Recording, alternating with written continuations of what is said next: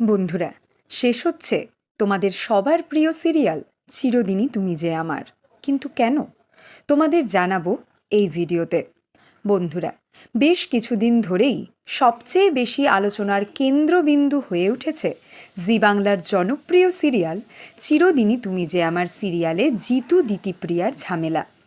দিতিপ্রিয়া জিতুর সাথে অন্তরঙ্গ দৃশ্যে অভিনয় করতে আপত্তি করায় 3 দিন শুটিংয়ে আসেনি জিতু। আর তারপর জিতু ফিরে এলে এখন বাদ সেধেছে দিতিপ্রিয়া। সে হঠাৎ গতকাল থেকে শুটিংয়ে আসছে না।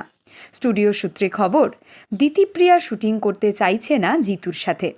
আর তাই জিতু ফিরে আসার পরেই দিতিপ্রিয়া আসছে না শুটিংয়ে। জিতু দিতিপ্রিয়ার এই ঝামেলায় অনিশ্চয়তার মুখে পড়েছে সিরিয়াল। চরম সংকটে পড়েছে কলাকুশলীরা। তারা সবসময় ভয়ে ভয়ে আছে সিরিয়াল শেষ হয়ে যাওয়ার। কারণ যে কোনো সময় এনওসি দিয়ে সিরিয়াল ছেড়ে দিতে পারে দিতিপ্রিয়া। শোনা যাচ্ছে দিতিপ্রিয়া 4 দিন সময় চেয়েছে বিষয়টি নিয়ে ভাবার জন্য। তোমাদের কি মনে হয়, দিতিপ্রিয়ার কি সিরিয়ালে ফিরে আসা উচিত, নাকি সিরিয়াল ছেড়ে চলে যাওয়া উচিত? বন্ধুরা, নতুন সিরিয়ালে নায়িকার চরিত্রে এই প্রথমবার কাস্ট করা হলো সোশ্যাল মিডিয়ার সবচেয়ে জনপ্রিয় একজন অভিনেত্রীকে।